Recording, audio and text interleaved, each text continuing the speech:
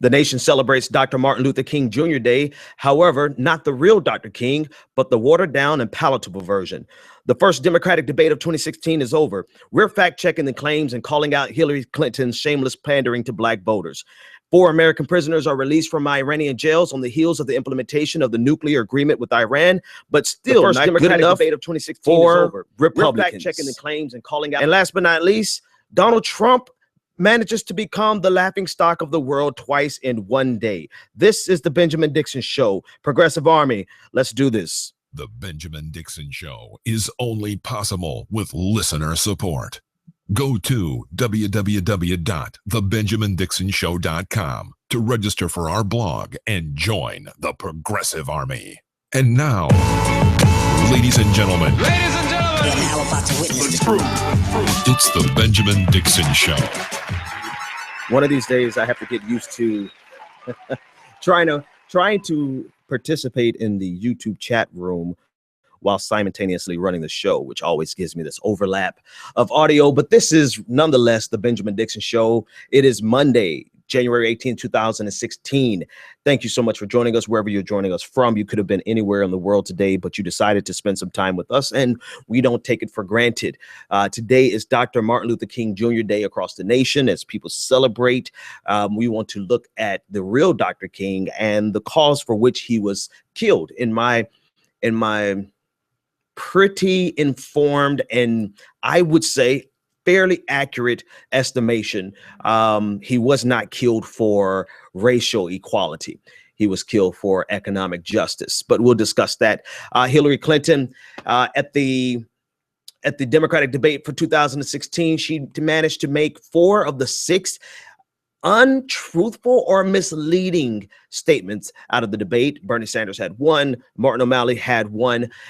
4 American prisoners were released from Iranian jails, and still it's not enough for the Republican Party. There is so much in the news that I better just begin instead of recounting everything that's going on.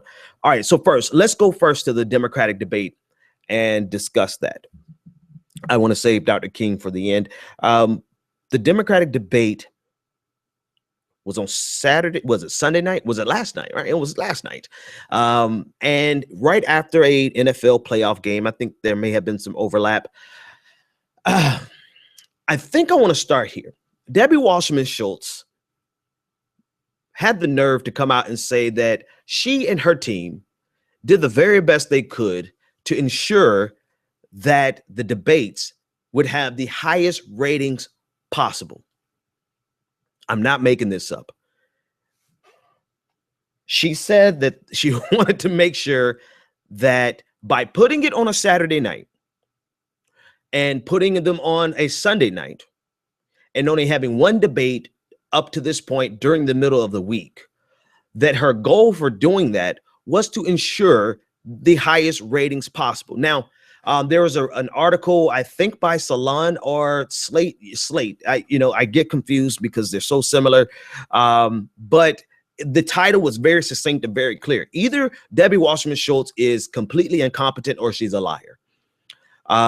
Because you cannot look at the turnout, the ratings for the Democratic debate and think that anyone intended for the ratings to be at their highest when they are at their historical lows. In fact, last night's debate, no, not even just last night's debate, I stand corrected. All of the Democratic debates have been viewed less than the lowest rated Republican debate. In fact, our highest rated debate for those who support progressive left-leaning Democrats was still lower than the lowest rated debate for Republicans, which was last week on Fox Business Channel. Because by now everyone is tired of the charade. Everyone's tired of the incessant lies. Everyone understands that it's one big, it's a lot of things I wanted to say there, but I won't say because it's just not appropriate. But everybody understands the cluster F that the Republican debate is. And so their lowest rated night still outranks the highest rated night for Democrat debates. And yet Debbie Wasserman Schultz comes out and says that her intentions were to make the debates the highest rated possible. And so I have to agree with Slate, or who I don't know if it was a Slate or Salon, but one of those liberal rag magazines. Either she's lying or she's incompetent. Either way you cut it, she does not deserve to be in power, running a national organization at that level of incompetence. I'm put it like this. I put up with when you're starting off new and you're starting off at the bottom, you may put up with stuff that you wouldn't when you have a large national platform. I would gladly take her staff that she ran incompetently, even if they're moderately incompetent, I'd whip them into shape because I'm trying to build something, right? But at a national level, at a level for which millions of people are depending on your success, this type of incompetence or blatant lies are completely unacceptable. So when people demand that Debbie Wasserman Schultz steps down, there is definitely a context, a very reasonable context that goes beyond the feelings that she's sandbagging this for Hillary Clinton, which I think are valid feelings, but there still is a context beyond those feelings that is legitimate. She is incompetent in this position because we're not only doing this, the debates are not just for the diehard supporters. The debates are for people who genuinely want to get informed. And if you put them on nights where the ratings are going to be predictably low, then either you don't know what the hell you're doing or you are intentionally trying to sandbag it and you're a liar. And that's the thing that troubles me the most. And I'm going to move on to the actual debate and the substance of the debate in one moment. But let me say this. I was talking with some friends and I was talking to some family members and I was asking them, do they know who they're going to vote for yet? Are they going to vote for Ted Cruz? Are they going to vote for that conversation didn't last long. So we went to the left. Are you going to vote for Bernie Sanders? Do you know who Bernie Sanders is? Are you going to vote for Martin O'Malley? No, I have no idea who Martin O'Malley is. Are you going to vote for Hillary Clinton then? Yeah, I don't know. I'm not excited about her, but I know who she is. And I said, are you going to vote for Bernie Sanders? I don't know a lot about him. So there's a lot of people out there who are becoming more interested as we get closer in actually finding out what these people stand for. And we are not providing them the opportunity to learn about the three candidates that are left. Oh, but Debbie Wasserman wants you to believe that she did everything in her power. She gave it her all, y'all. She did everything she could, and she just doesn't understand why nobody wants to watch the Democratic debate. Well, Debbie, if you are that incompetent, you yourself cannot work for me. And I only have, 100 viewers on a good night. Moving on to the actual debate. PolitiFact released their summary of the actual debate. And four of the six, there were six statements, six substantive statements that they evaluated. Four of the six were, hang on. Let me start that over. Flag on the play. There were six statements that they've evaluated to be misleading. They were very substantive statements, and the misleading components were rather nuanced. So they weren't outright lies, right? Which really does speak to the veracity of the left side, of the progressive side, and the progressive arguments. There is some veracity there. There is some substance, and there are substantive differences between Hillary Clinton and Bernie Sanders. And so I'm not presenting what I'm going to say as if Hillary Clinton is an outright liar, even though on some things I might argue that she is. But on the debate, she had 4 of the 6 misleading statements. Bernie Sanders had 1 of the misleading statements, and Martin O'Malley had 1 of the misleading statements. And I want to just kind of go over this fact check really quickly, because I think it's worth noting the subtle and not so subtle differences in the 3 candidates. So according to PolitiFact, Senator Bernie Sanders said his health care plan would not tear up the Affordable Care Act. But in actuality, he would replace the Affordable Care Act with an entirely new public insurance system. This is something that he did not directly confront as well as I think he could have, right? There is this fear that he's going to tear up the Affordable Care Act. Well, actually, I don't think if he sold it the correct way, people would be as terrified as Hillary Clinton is trying to make them.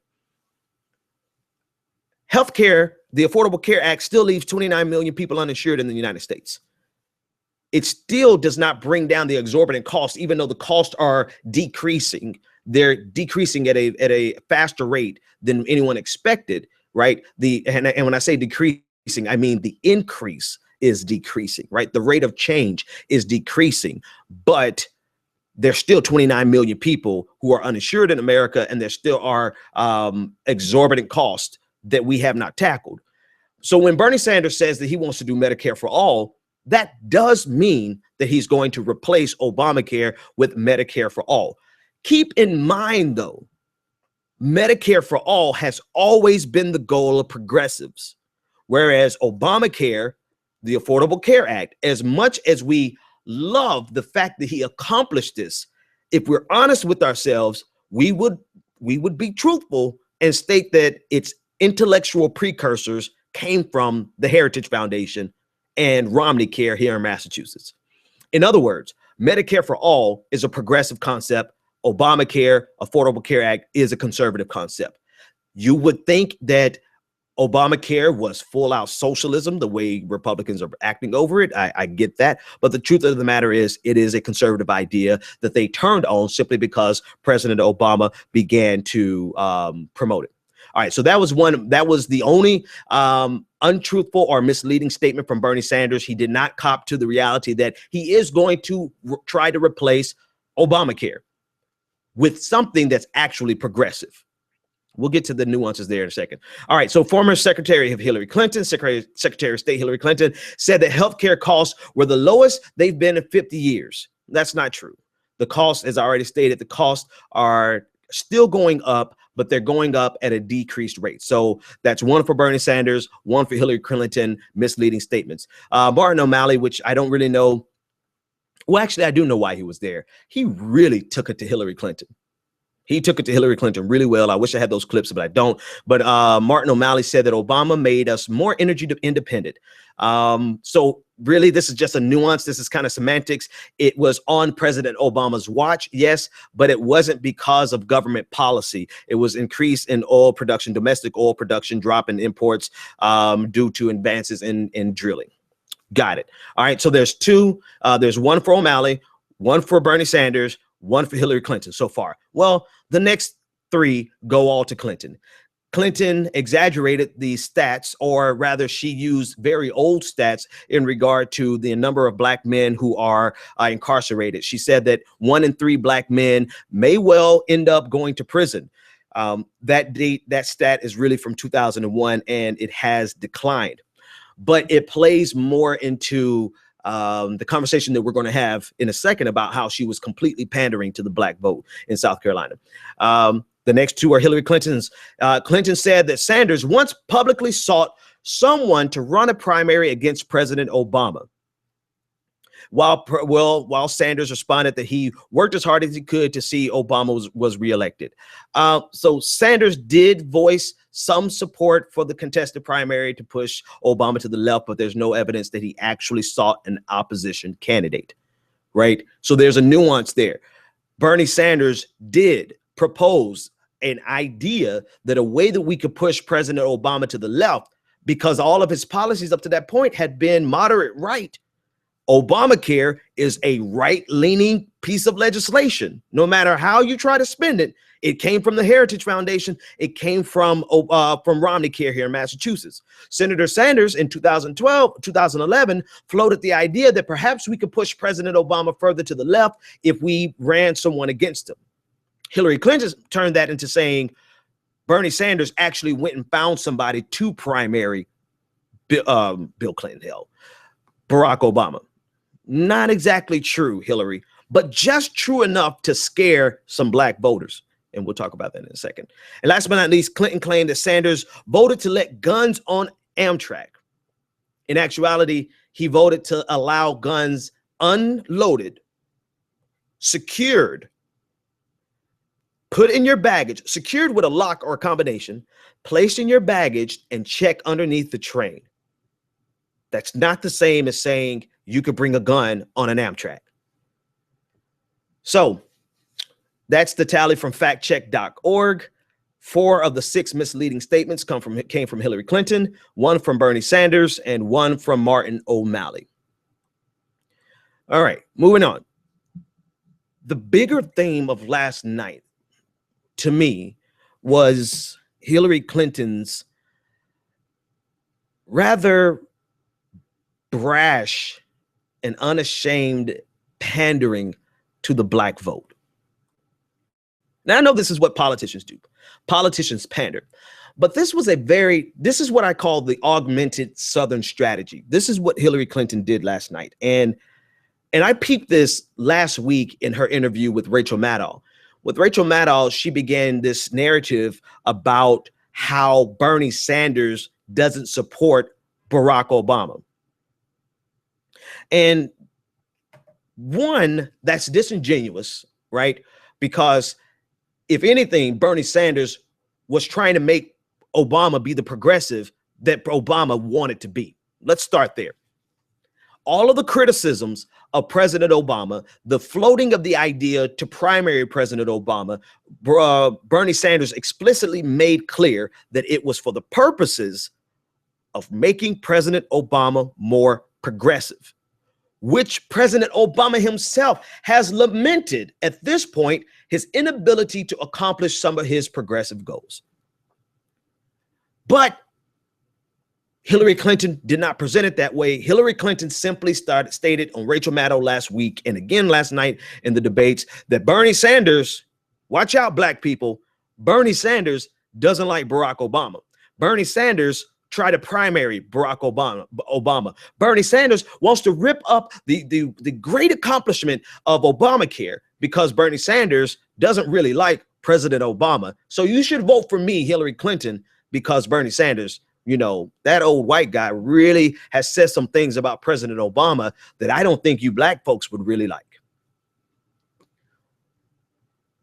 I wasn't the only one who caught this. There's a couple of scholars out there, a couple of voices, other leading voices that really caught this. But it stood out to me because she did it all night long while simultaneously wrapping herself in an Obama flag, right? Not even an American flag. She wrapped herself in the flag of Obama. It was Obama this, Obama that, and Obama so great, and Obama so, and which is cool, right? You can love President Obama, but Hillary Clinton has not promoted President Obama like this in any other primary stop, in any other debate.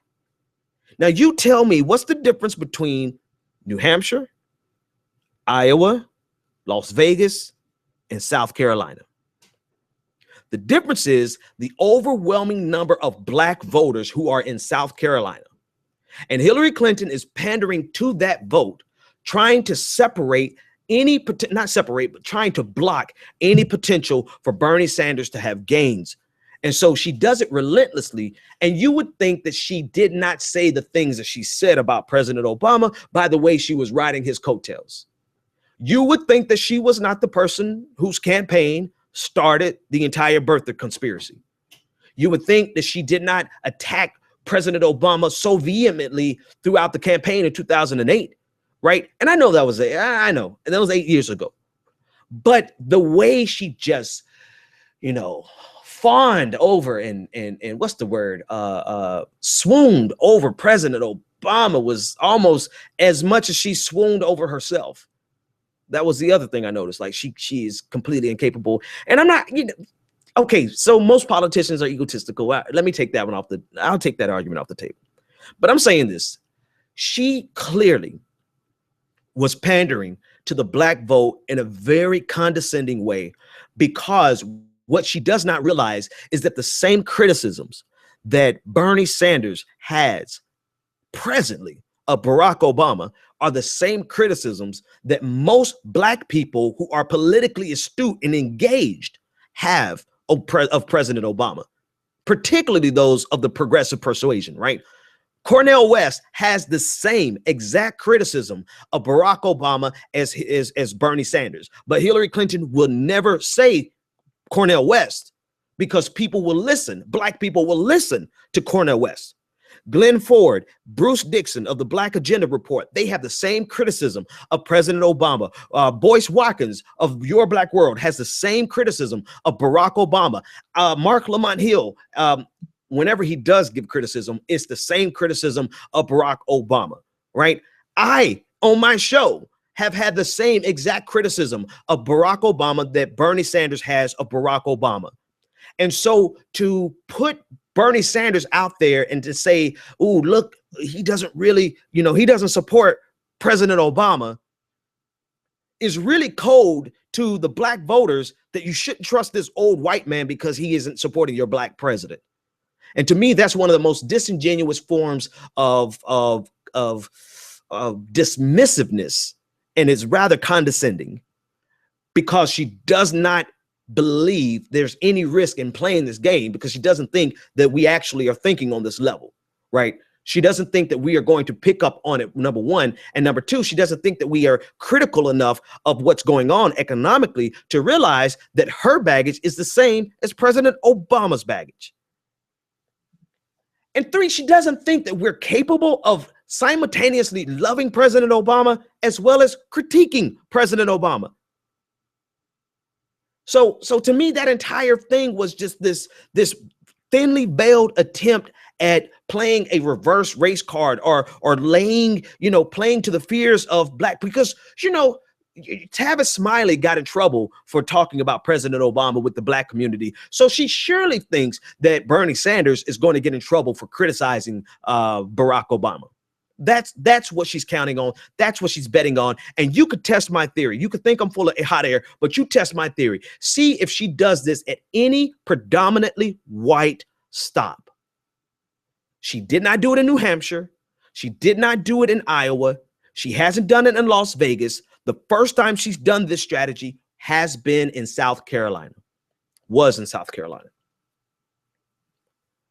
So it's disingenuous. It's wide. It's clear as day, and it just speaks to her ability. No, let me start over. It speaks to her willingness to do whatever is politically expedient, no matter what that is. Because if she was genuine about the conversation, then we would actually have a conversation over why there is so much criticism from the black intellectual class, from the black left, from the just black progressives. Why is there so much criticism of President Obama from the left versus saying, look at this white guy, this old white guy who's on the left, who's criticizing President Obama. See, look, he doesn't support your black president. And that kind of crap really pisses me off because it reminds me exactly of the Republicans' argument that suggests that the only reason we voted for President Obama was because he was black. No, we voted for President Obama because we would rather the opportunity for a progressive agenda, even if the realization is a moderate agenda, over a Republican agenda any day of the year. And so Hillary Clinton has hit us with this augmented Southern strategy, really playing some dog whistle fears in the black electorate in South Carolina. And I'm hoping, sure as hell, I'm hoping it backfires on her. All right, moving on.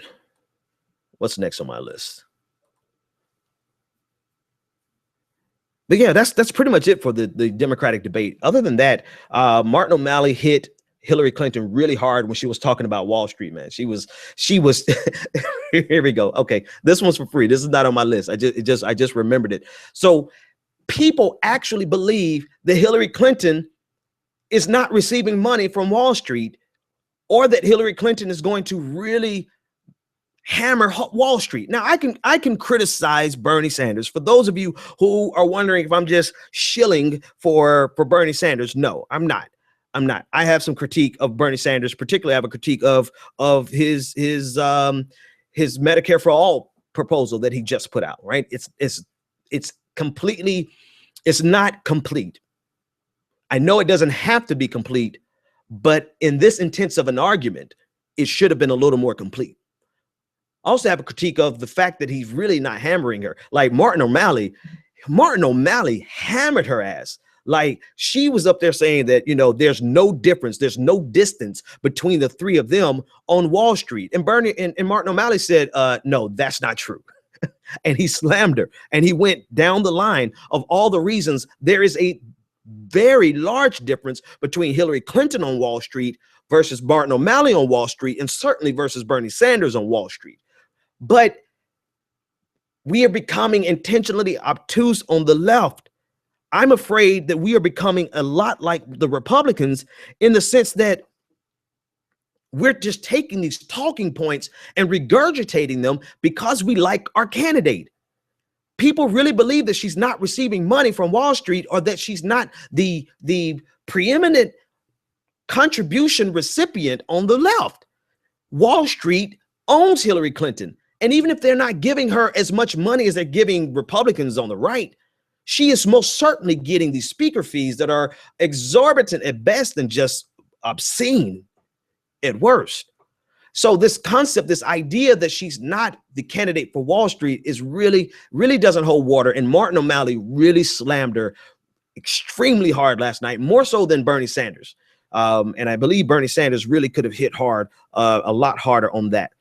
And again, for the sake of appearing, you know, I have my bias, for the sake of appearing unbiased, the truth of the matter is we deserve a vigorous fight.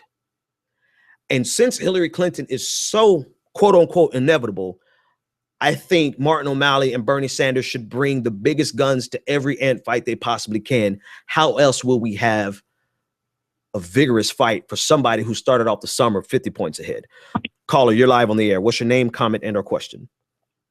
Hey, Ben, it's Bryce. What's going on? Bryce, how you doing, man? Glad to have you. What's on your mind? Well, I was very happy with the debate. I was very happy with what Bernie did. Killer Mike was there supporting. It was just real good turnout, real good atmosphere. Obviously, Hillary is doing what she's doing, and you know, I don't think it's going to work because you can say the gap is closed. You can say Bernie gaining momentum. You know, I feel like it's going to come at a great, you know, position. And my question for you is, I know you talked about Bernie and Cornel West wanting Obama to be progressive, and of course they hammer him on not being as progressive enough. My question is, what do you think went wrong with him being the progressive president that he wanted to be or was running to be? What happened? What went wrong? And are you concerned that if Bernie does win, can he be the progressive president? Will he get Great questions. Progressive stuff done?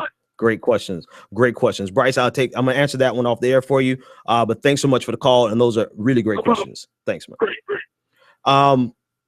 This is what we talked about with H.A. Goodman last week. And this is where the conversation really got substantive, right? We had a 30-minute interview with H.A. Goodman. I would say the last 10 minutes of it was extremely valuable and substantive, and you guys should go back and listen to it. Bernie Sanders, it is the office of the presidency. It is the role of the presidency in this military industrial complex in the neoliberal economic framework. The role of the president has been the same for the last 40, 50 years, with very modest shifts to the left and very modest shifts to the right. To that end, it's very difficult for any president to get in there and affect real progressive change. But it becomes that much more impossible when you, two things, take money from Wall Street, and then two, stack your cabinet with Wall Street, right? Timothy Geithner was straight from Wall Street. And I believe he was the first Secretary of the Treasury for President Obama, not to mention all of the other people he surrounded himself with. By virtue, now, don't get me wrong, the buck stopped with President Obama, and it's ultimately his fault. But this is really an extension of Rahm Emanuel being his first chief of staff. Rahm Emanuel ensured that President Obama's staff and cabinet was completely establishment. So two things that gives us a fighting chance with someone like Bernie Sanders is the fact that, one, he has not taken any money from Wall Street. And number two, he's not going to put anyone in his cabinet from Wall Street.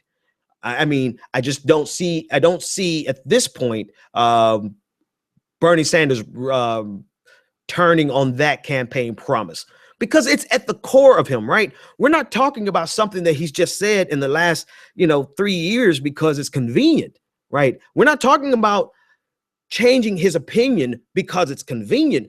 We're talking about something that has been at the core of Bernie Sanders for the last 40 years. And to prove my point, I'm going to play a clip of Bernie Sanders back in the 90s. Hang on, let's start here. I want to show the video. I have a video of Bernie Sanders back in the 90s. And listen to how he was talking in the 90s when he first got to the House of Representatives. He's not even a senator yet. That a Congress which allows 5 million children to go hungry, 2 million people to sleep out on the streets, cities to become breeding grounds for drugs and violence. And they say, we're getting tough on crime. If you want to get tough on crime, let's deal with the causes of crime. Let's demand that every man, woman, and child in this country have a decent opportunity and a decent standard of living. Let's not keep putting poor people into jail and disproportionately punishing blacks. That was Bernie Sanders in the 90s, right? So this is something he's been stomping. He's been saying the same thing for 40, 50 years. So I have a lot of confidence in the fact that he is going to hold true to who he really is. And I actually have a lot of confidence in the fact that Hillary Clinton is going to hold true to who she really is. This is Hillary Clinton. Let's see. Hillary Clinton. Where's my clip of Hillary Clinton in the 90s? It's around here somewhere. Okay, I can't find it. It's not, I don't have it that readily available. But Hillary Clinton in the 90s, she was essentially, stacking the deck in favor of the crackdown on crime, the war on crime. So to answer your question, Bryce, the simple fact is that this is at the core of who Bernie Sanders is. Now, do I think it's going to be difficult? Yes. Do I think it's an uphill battle? Yes. Do I think he needs congressmen, senators, and governors on every level, down to the local mayoral level? Yes. But we're seeing that he's mobilizing this idea, and it's, God, if I wish I can help you guys to understand. For me personally, it has nothing to do with Bernie Sanders. I like him. He's a likable guy. This has everything to do with what he's fighting for. The things that we weren't even talking about in 2010. This is before 2010. We were not talking about the income distribution, the inequity in the United States. This is something that is a direct extension from the Occupy Wall Street movement, right? So these are things, the conversation that we're having now was something that Democrats weren't even talking about 5 years ago, 6 years ago. And so it's not about Bernie Sanders so much as it is, finally, we have someone on the national stage who is genuinely talking about the issues, the fundamental problems at the core of our economic system. Does he have an uphill battle? Yes, but he is mobilizing, either indirectly or directly, candidates across the nation who are equally as progressive. When's the last time you saw candidates describe themselves as progressive Democrats? Right. I was introduced to a guy from Iowa who Kroger, I believe, and his title is not Democrat. His title is Progressive Democrat. It's like all of a sudden it's okay to be progressive. All of a sudden it's okay. You can call me a socialist if you want, because I actually know the role that socialism has played in the American history. So now Bernie Sanders is inspiring an entire group of candidates to be the progressives that they've always wanted to be, instead of being the triangulation third-way Democrats that have gotten us NAFTA, that got us the TPP, that has always started negotiations from the center. And when you start negotiations from the center with people who are hard right, we inevitably move further and further to the right, season after season, campaign season after campaign season. Will he accomplish everything he wants? No. No, he's not a dictator, right? But he's starting from a fairly left, not even a hard left. He's starting from an Eisenhower left, right? A Republican left, right? He's starting from the left in his negotiations, and he's going to be negotiating with people on the far right.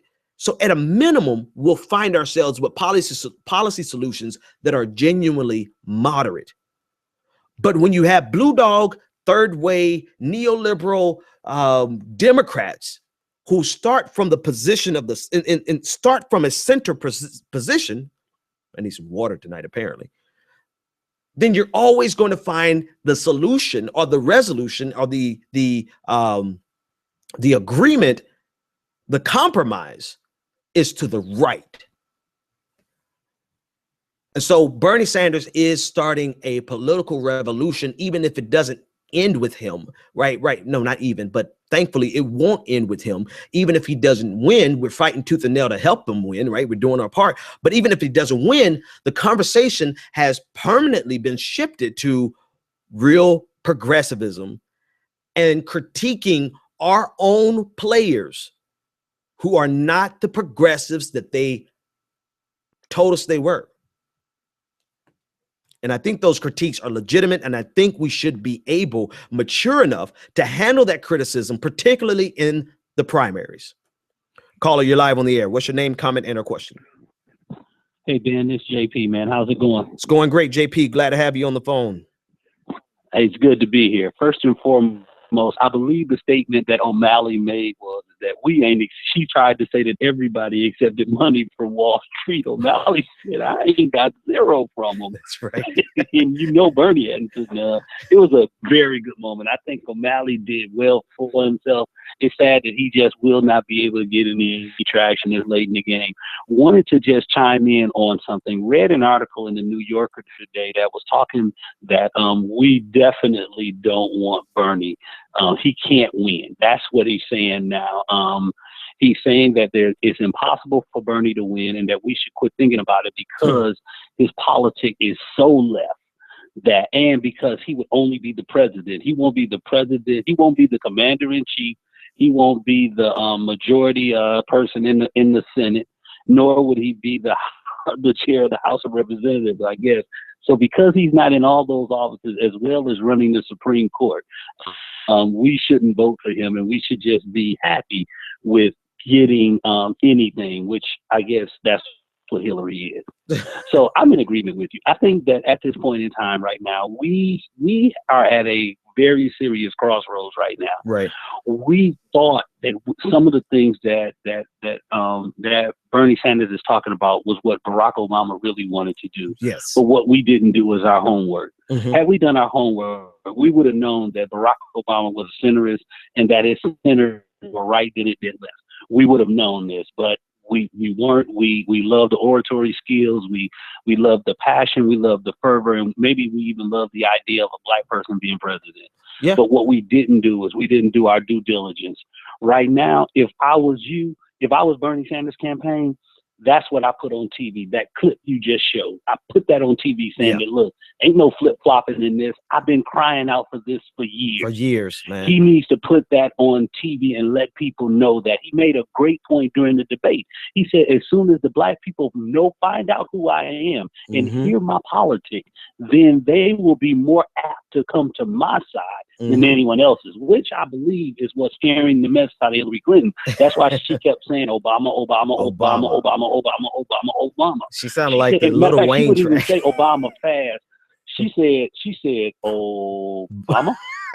Obama. Have you ever seen her love on President Obama like that ever in like the last 10 years? Never. No, ever, never. Ever. And so I think what really ends up happening is that this is the one time where Bernie's niceness actually may come back so that he doesn't have that killer instinct. I just put that in the chat room. If Bernie had the killer instinct, he would quit all of this agreeing with any of them. The secretary. Just say, listen, just speak your point, leave her out of your mouth and go on about your business. Because this is politics. This ain't a sport. It's not for the faint of heart. Right. Absolutely. You really have to put your stuff in here because you have it's all about zingers. That's all this stuff is anyway. All you really need is one or two good sound bites that can hit the ear. And if you don't get those, then it really doesn't happen. This is why, if you really want to see something, how many times in your life have you seen Hillary Clinton on MSNBC this many times? Exactly. That's it's all a ploy, man. She's pulling this from Donald Trump. Absolutely. She's pulling this from Donald Trump. Donald Trump just stayed on TV. Now Hillary says, I'll talk to you. She's on Rachel Maddow right now, trying to speak up and tell us why she went Obama in, I guess. But the idea just simply is this. I think your clip states it all. Bernie has been consistent. This is a value for Bernie. Right. That's a core value of him. We look for a value in Obama and and as much as I love my president, he didn't have one. This is why he kept shifting and moving. There was nothing that he would cry for like he cried for those kids in Newtown. Maybe that was a value statement for him, but there was no other politics that he would be just saying, like, hell, I'm moving on this. Right. Patrick, man, thanks so much for the call. Let me follow up on some of those not things. A problem, man. Enjoying the show, man. Thanks a lot. So I agree with most of everything that you said. I'm only going to take issue with two things. The first thing you said was we should have done our homework. Listen, I'm going to tell you guys, I knew from general election, day one, that Barack Obama was a moderate and that was pretty much what we were going to get, because I listened to him on day one of the general election. He pivoted hard center, right? So I knew exactly who President Obama was. And then also I know the role of the presidency. And maybe I keep talking about this, but this is really a field of academic study, right? I say it like everyone should know this, but the role of the presidency has been studied, and it's cast, right? It is a mold. The man doesn't shape the office shapes the man. And so I knew that there would be limited things that President Obama could accomplish in the first place because of the office of the presidency. So I never put my hope in President Obama to fix the world. I had my hope in President Obama to keep Republicans from ruining it even more. But once the day one of the general election of 2008, I knew President Obama was definitely moderate. And then as soon as he hired Timothy Geithner and the rest of his staff, I was like, oh, God, this dude is almost, we might as well have gotten John McCain on certain economic policies, right? Definitely not on foreign affairs, clearly not on foreign affairs. I don't want anybody to misconstrue what I'm saying. And then even before that, let me tell you when I really knew that the Democratic Party as a whole was nothing more than the opposite side of the establishment. And some people hate when I say this, but this is true. I want you to go back and look at the original vote for the bailout in 2007, 2008. Well, I guess it was 2008. Look at the vote for the bailout right before the election of 2008. Republicans were responsible for voting it down. Democrats were responsible on the second vote getting the original bailout to pass. And at that point, I realized that they were just as much in bed with Wall Street as any Republican. So, with all those three things playing into my calculus with President Obama, I knew before I cast my vote exactly who he was. And when I saw that he had appointed Wall Street inside of his cabinet, I was like, oh, well, hey, a Republican didn't win, so we probably won't go to war. A Republican didn't win, so we probably will have some pretty decent changes on social issues. And a Republican didn't win, so we're probably going to have some pretty status quo. We'll probably see the expiration of the Bush tax cuts. But that's pretty much it. Oh, and hey, we got the first black president, right? I think if people were sober, they would realize the same is true about a Hillary Clinton. If she wins, then a Republican doesn't win, and we're not going to go much further to the right on economic policies. We're going to stay on the pretty much the same trajectory we're currently on. If she wins, we'll probably have a few more advances on social issues that are important to people, and so that's a good thing. If we win, I'm not too sure about the war thing because she's way more hawkish than President Obama and certainly more hawkish than a Bernie Sanders. So that's a toss of a coin, right? If something pops off, I'm sure she'll be the first one to say, let's get a resolution for troops on the ground. So I can't say that she's going to be the same on that end. But hey, at least we got a woman president. All right, a few more callers on the debate, and then I want to move on to some other topics because the whole hour is almost gone. Solomon from DC, what's up? Yeah, just to call in about some post-debate things. First, I want to get out and come out as a closeted H.A. Goodman before the polls come out and basically make it useless. I'm going to say that right now, I believe Bernie's going to win Iowa, New Hampshire, and Nevada and South Carolina. Just going to say that. Just going to say that before it becomes too late. Did you say you're going to pull a H.A. Goodman? Yeah, I've been a closeted H.A. Goodman for a while he was saying that Iowa and New Hampshire were going to be Bernie's, and everyone was like, please stop, H.A. You're being crazy. I was like, please stop, H.A. You're saying it out loud, and I'm not ready to say that out loud yet. Right. I feel it. I feel like it's going to happen. Right. But I just want to get that out now. Hold that thought. In the chat room, somebody please correct Fluffy Bunny. He said, Ben, why are you supporting Hillary? Like, seriously, did you tune in for the last 3 seconds of my entire rant today, of my entire show? All right, go ahead, man. Go ahead. Somebody please get this guy. I don't even have time for it. Go ahead, Solomon. The second part would be I disagree with you and Pat on the on Bernie being more aggressive after watching all the undecided South Carolina voters who were undecided leaning Hillary all switched to Bernie, specifically saying they saw through her attacks. Like, and the fact that they all said she's wearing Obama like a cloak right now, and it's weird. And she felt like it was attack after attack, and he only just pushed back on her attacks and went back to his main talking points with passion. And they said the fact he didn't really care about her attacking. When she said something that wasn't true, she pushed back and went right back to the truth of his message. And that resonated with them. In South Carolina, they don't know him very well, and it worked. And so all the focus groups, he basically blew out with them, especially on healthcare. They really like what he talked about. Let me jump in there. Let me jump there and compliment what you're saying, or add something to what you're saying. I think everyone was asking what role is Martin O'Malley playing.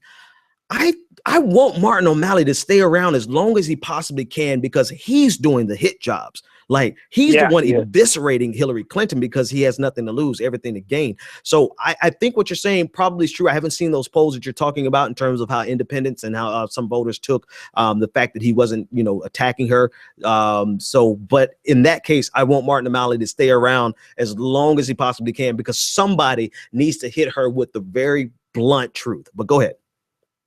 Yeah. And the third thing was, when your show began, Bernie's rally in Birmingham ended, and it was a giant crowd in a stadium. It's one of the biggest he's had in a long time. And the speech they gave, because it was a mixture of his stump speech, post-debate roundup, and MLK's legacy. Yeah. And he had Cornel West and Nina Turner I gotta get to that preceding him. I absolutely have to get to those points, man, before the hour comes. So I'm going to have to cut you off because I've got to talk about MLK's legacy on economic policies. All right. Thanks so much for the call, man. All right. Thanks for that reminder, too, because we've gotten so far off into this. I haven't talked about anything else. So, guys, buckle up. We're about to go through some things here. Hard shift. Iran. Very hard shift. So Iran released 4 American prisoners from custody, and this was on the heels of the nuclear agreement being implemented. The IAEA verified that Iran has complied with the requirements of the nuclear agreement. The United States released some $150 billion of their assets, their money, right? Somebody was asking, is this American taxpayer dollars or we're giving them what the, oh crap. No, wait a minute. Give me a break. Oh, folks, you got to hold on. I freaking lost. Okay, I lost Spreaker. Damn. Okay, I'll have to, I'm going to drop the audio from YouTube to Spreaker. That's after the fact. Anyway, people are wondering if this money is coming from America, from taxpayers. No, this was $150 billion worth of assets that the United States froze. This belonged to Iran. But still, this was something that the Republicans were complaining about because they don't like the agreement in the first place because it's coming from President Obama. And they were holding out these 4 American prisoners as a political football, as justification as to why this deal is horrible. Like, we have a deal with Iran, but they're still holding our prisoners, right? They're still holding our citizens. Well, the morning that the deal was actually implemented, the morning that these funds were released, this $150 billion with a B was released, they also released these 4 prisoners. So this has been a hell of a weekend for diplomacy. The fact that we did not have to put boots on the ground to stop a nuclear Iran. We did not have to put boots on the ground to get back our 4 American citizens. In fact, we have taken one step forward in reversing the 1979 Iranian revolution. Was it 79? Yeah, 79 Iranian student revolution led by the Ayatollah Khomeini. We're not going to fully reverse it, probably in our lifetime. It will probably be like Cuba, where in 50 years, we finally have open relations and we'll have an embassy in Iran. But this was the first step in moving us from the brink of war with Iran to saying Iran can be a player in the international system and not an enemy in the international system. It's not going to happen overnight. It's going to take a long time. It's going to take years of verification. They released our American citizens. But still, this was not enough for Republicans. Republicans had to do something. They contorted everything. They did everything they could to basically find a way to make this a negative thing. But there was nothing, not a bit of negativity inside of what happened this weekend.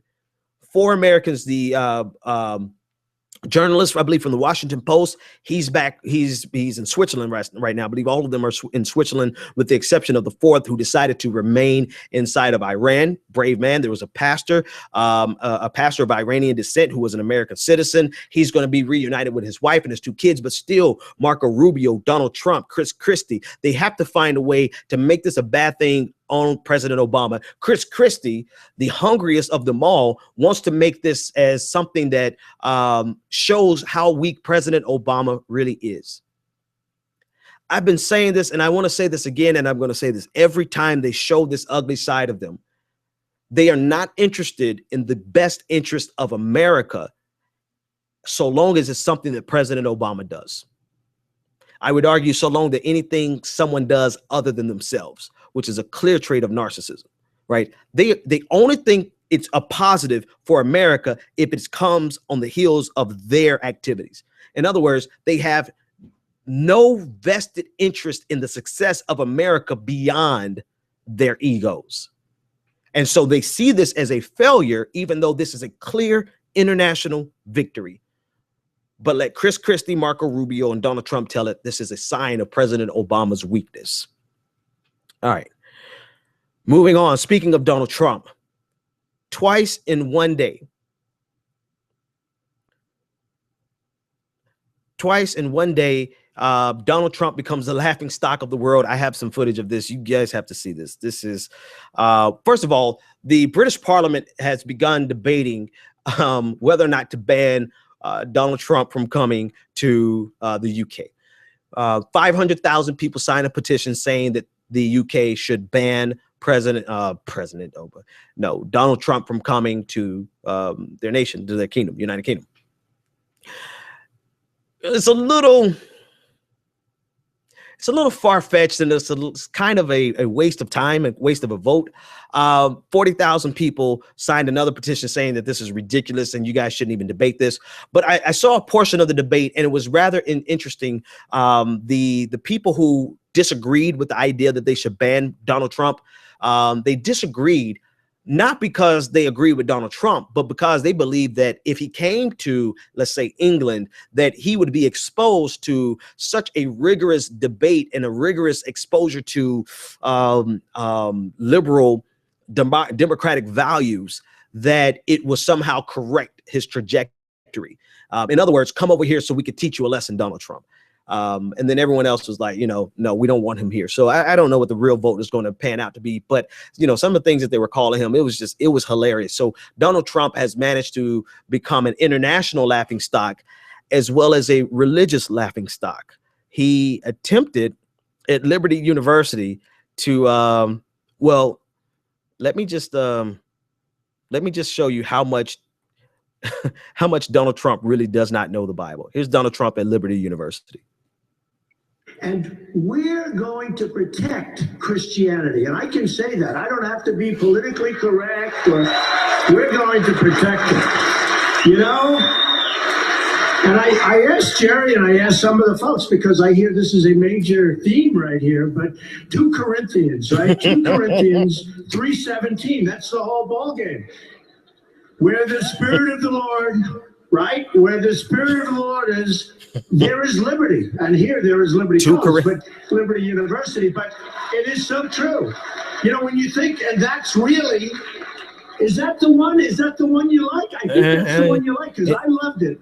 And it's so representative of how much you don't know the Bible, Donald Trump, and how much you are not a quote unquote Christian, and which doesn't matter, right? You don't have to be a Christian to be the president of the United States. I'm tired of that entire premise, and I am a Christian. But the point is, he's paraded himself. Jerry Falwell introduced Donald Trump as someone who is a close adherent to Jesus's love, only to have Donald Trump come up there and say 2 Corinthians 3:17. Now, I have a lot of people who are agnostic, atheists. I have some Satanists. I have a lot of people who are not Christian that listen to me. And I guarantee you, they know exactly what he did wrong when he said 2 Corinthians. Anyone who's been to Sunday school once knows, Donald Trump, that it is 2 Corinthians. This shows that he has never been to church enough or read the Bible enough to realize that it's 2 Corinthians, not 2 Corinthians. And granted, it has absolutely no bearing on his qualifications for president, but it should be revealing to evangelicals just how much you guys have been pandered to, not only by the Donald, but by every other Republican candidate for the last 30 damn years since Ronald Reagan, 35 years. Hell, yeah, 35 years. These guys are only here to make you feel like they give a damn about your issue and your faith and and fighting against abortion and fighting against homosexuality, when in reality, they have nothing, absolutely nothing remotely religiously in common with you, except maybe the bigotry part. But I digress. I'm sorry. That was a cheap shot. I'm sorry, guys. That was a cheap shot. Maybe it wasn't. I don't know. I just thought that was 11. So hilarious. So when I got up from going to play in the snow with my kids this afternoon, and I got back on Twitter, 2 Corinthians was trending. So Donald Trump managed to be the laughingstock of the world twice in one day. I just imagine what he would do if he became president. All right. Last but not least, I want to talk about this. Did I cover everything? So I talked about, let me just check my links here. I talked about, oh, no, I have to do this. Sorry, guys. We just ran out of time, and I have to hit all these things because it has been a great day for the news. Hugh Hewitt. He is a Republican commentator, radio host, and has been a moderator on several of the Republican debates. Hugh Hewitt on CNN, when discussing the differences between Marco Rubio and a Ted Cruz on immigration, essentially said that facts don't matter in these things. Now, he tried to say the fact checking doesn't matter. But when you say fact checking doesn't matter, you're expressly saying that the truth doesn't matter, that facts don't matter. And he seemed to think that there was nothing wrong with what he said. Now, I hope CNN doesn't put a copyright injunction against me for playing this, but I have to play it because I can't explain it as good as he does. So here he is. This is from littleamerica.org, and here, listen for yourself. Better if he frankly said yes at one point. To say they misquoted. I'm going to skip a little bit. That's true last night. But what about when Marco Rubio went down that sort of litany of things that he said Ted Cruz had flip-flopped his positions on? Using my boxing analogy, in the 15th round, Marco Rubio laid one on Ted Cruz. But here's the deal about fact checkers. Nick Kristof, terrific columnist of the New York Times, tweeted out that Donald Trump said, in fact, in his hearing that he wanted a 45% tariff. Fact-checking doesn't matter in these things. What matters is personality and aura and your command presence. And of all those two, the best command presence last night was Donald Trump and Marco Rubio. And I keep marveling at how Donald Trump can dominate a television screen. He reaches through the screen sometimes, and you on H-1B visas. That's enough. I want to show you this. That's the bottom line right for here. Republican voters. And now my friends here both are going to support, I assume, Jeffrey is. I'm not sure about Michael. We'll let Michael decide for himself. I think he might have gone over to the dark side. But we'll decide who's going to vote, who can beat Hillary Clinton. Yeah. And right now, that's open question. Fact-checking doesn't matter. When somebody says the facts don't matter, if someone says the facts don't matter, I would suggest I didn't say that. I said fact checkers don't matter. Right. You said fact-checking doesn't matter. Truer words during this election, probably never spoken. Michael, Hugh, Jeffrey. Dude, this is a Republican moderator. This is a guy who he's in the belly of the beast. He's supposed to be a thinker from conservatism, and he doesn't see the problem. He doesn't see the issue. He doesn't see the issue with saying that facts or fact checkers don't matter.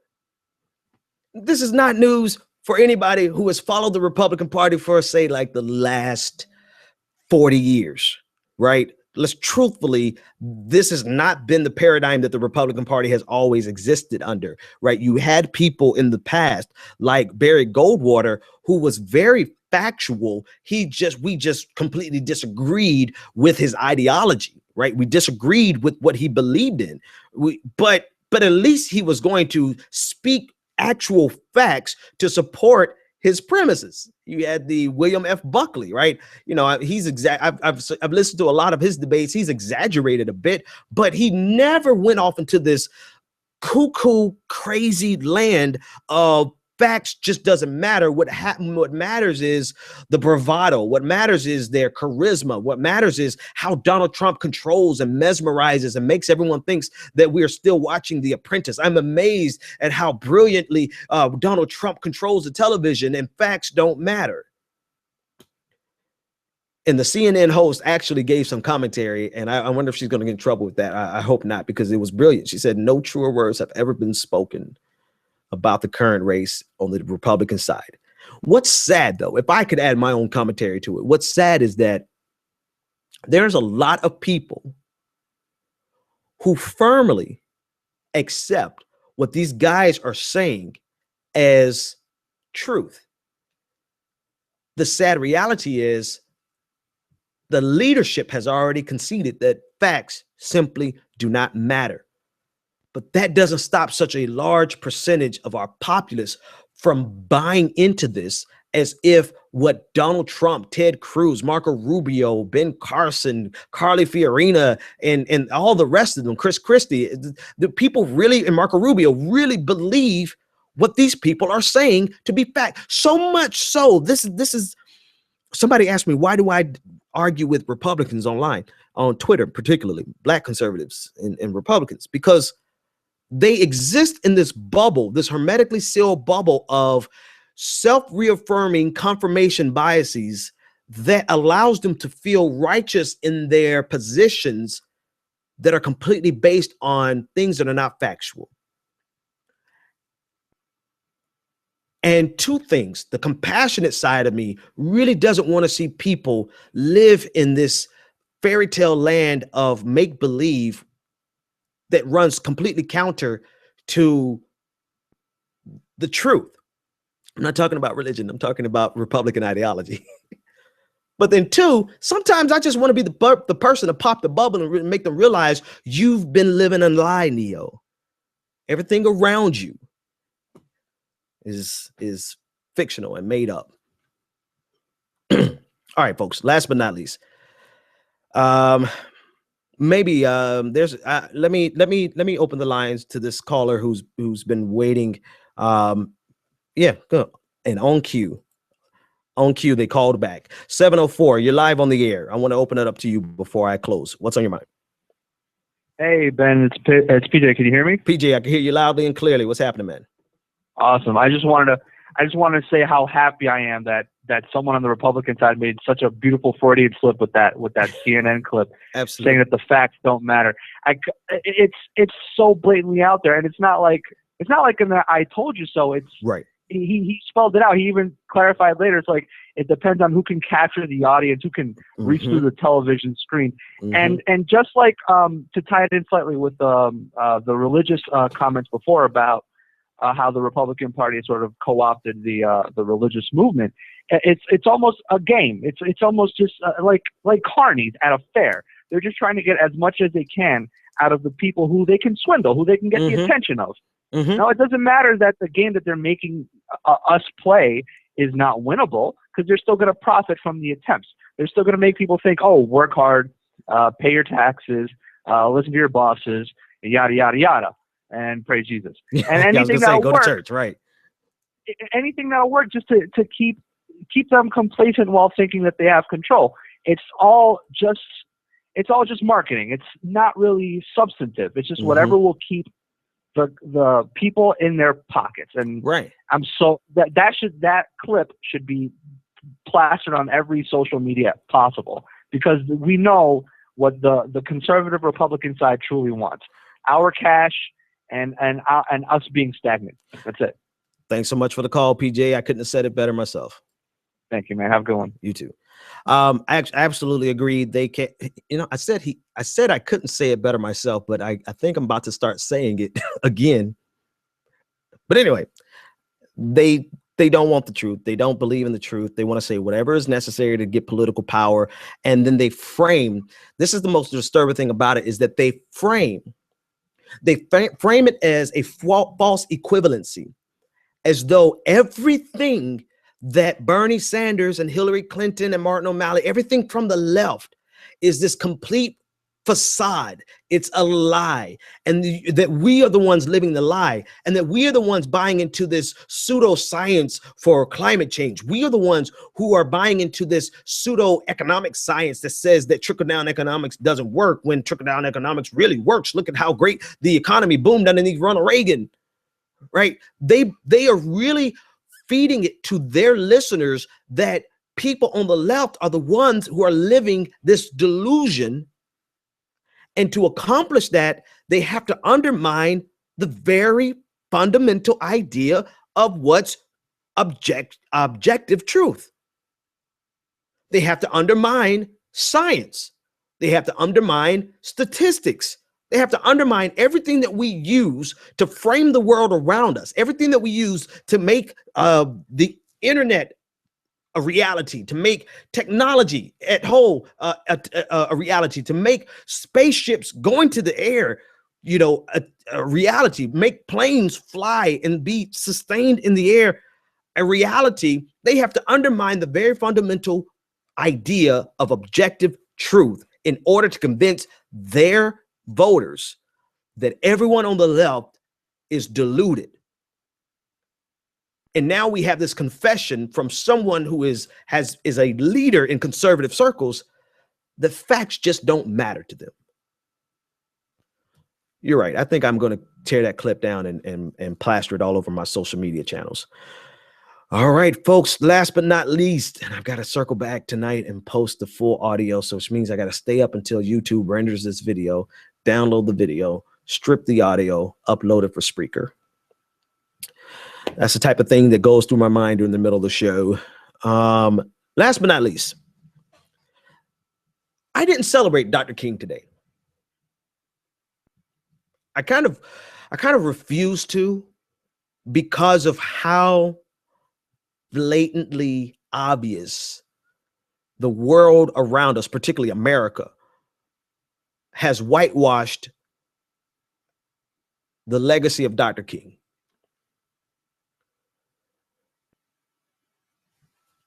And what's the other reason I don't celebrate it is because not only have they whitewashed the legacy of Dr. King, they have co-opted the legacy of Dr. King.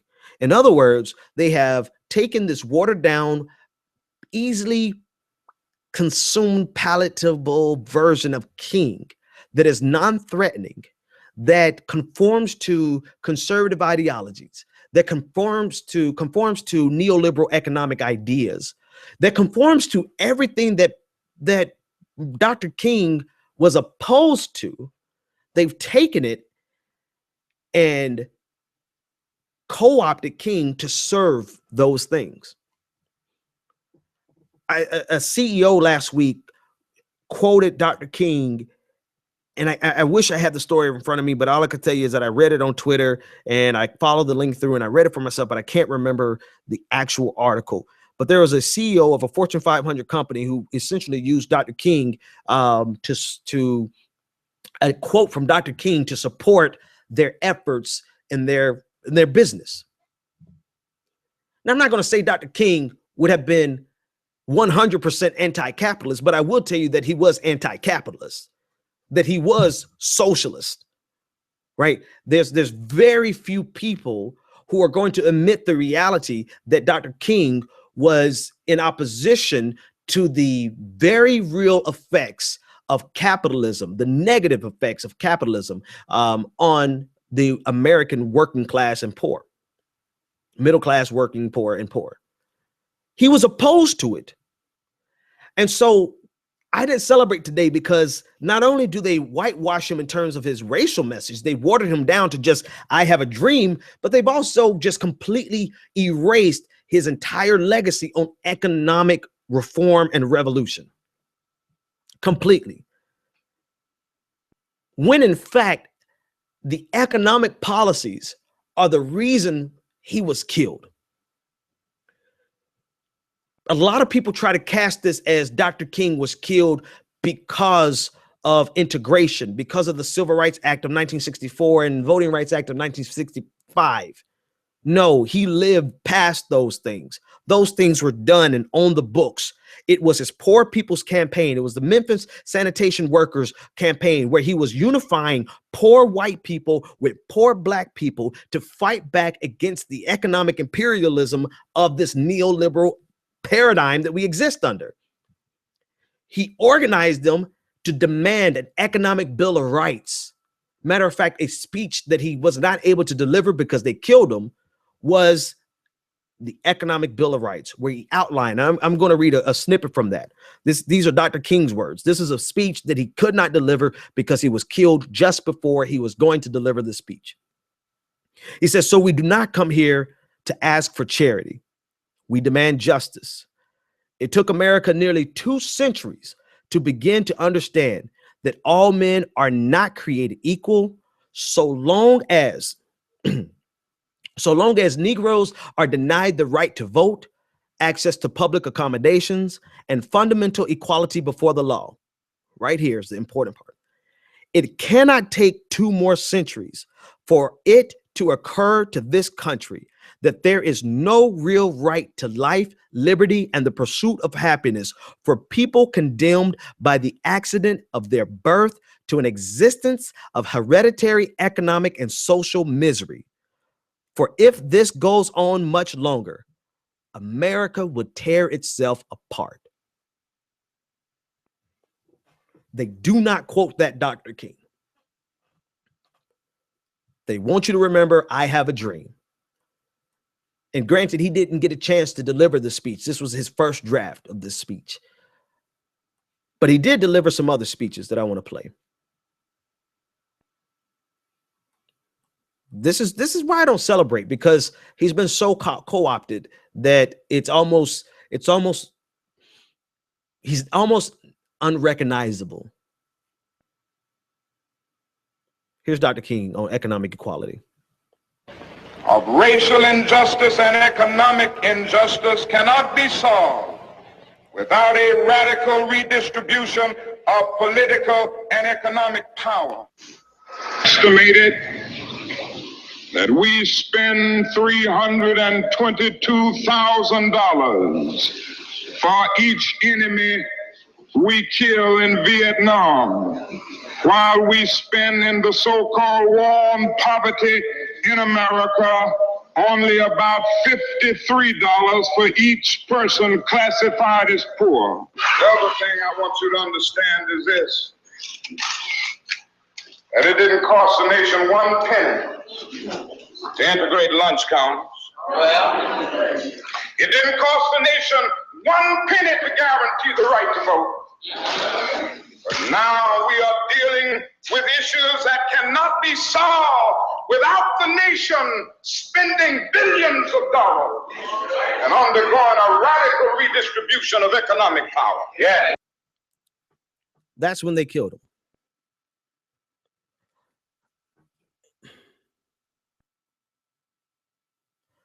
To dismiss or ignore Dr. King's economic message is to do a grave injustice to who Dr. King really was.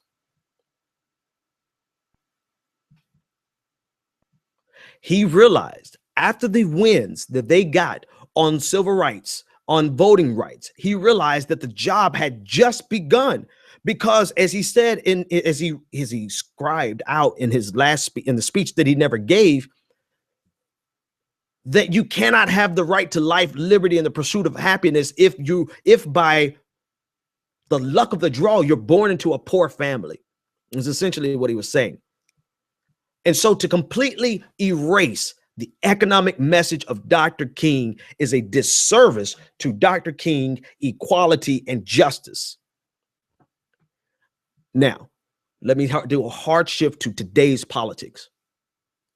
There are a lot of, no, not a lot. There are some leading voices, some key voices in the Black social sphere that demand that nobody mentions the correlation between what Bernie Sanders stands for in economic policy, and Dr. King, what he stands for on economic policy. If you mention that to some of these people who have very large audiences on YouTube and Twitter and regular media, then they foam at the mouth and begin to lambast not only that individual, but Bernie Sanders. But the truth of the matter is, what Bernie Sanders stands for on economic reform is exactly what Dr. King laid out in his economic Bill of Rights. And so maybe you don't want to hear from some white people. Let me help you out. Maybe some of these leading voices in Black Twitter and everyone else who wants to make a mockery of people who are saying that that Bernie Sanders marched with King and Bernie Sanders' economic policies or what, they don't want to hear from Black people, from white people. So let me be the black face that says that Bernie Sanders' economic policies are right in line with Dr. King's economic policies. And if you are going to be so intentionally obtuse that you can't receive that from a white old man, then you do not deserve the reins of any influence or any leadership. That doesn't mean you have to vote for Bernie. You can vote for whoever the hell you want to vote for, but don't ignore the truth that he is the only candidate that is remotely close to what Dr. King's economic revolution was about, for which they killed him. For which he was killed would have been more accurate grammar. Like I said, vote for whoever the hell you want to vote for, or don't vote at all. I don't care at this point. But what I do care about are these disingenuous arguments that are ignoring the reality that if you want to be this civil rights, you want to fight for equality and justice in America, you got to look beyond police brutality. You got to look at this economic brutality. The fact that so many African Americans are born into poverty, live in poverty, can't get out of poverty, and die in poverty. That there are also some white Americans who are born in poverty, live in poverty, can't get out of poverty, and die in poverty. And we have common cause. But when we look so narrowly just at the lens of white supremacy and not realize the economic component of white supremacy, God, then you're wasting our time. Because what good would it be to simply have a world where everyone is racially nice, while the majority of people are living in poverty?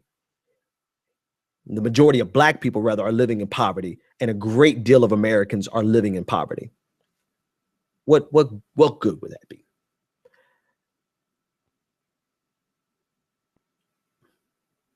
Well, folks, I think I've hit, I don't want to jump the shark here.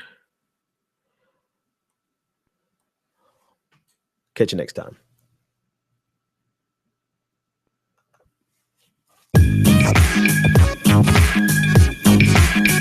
The Benjamin Dixon Show is only possible with listener support.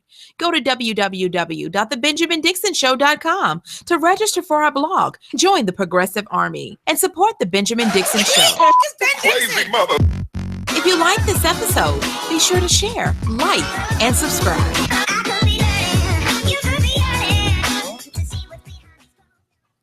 Consider becoming a Patreon. Go to www.patreon.com/The BPD Show and support The Benjamin Dixon Show.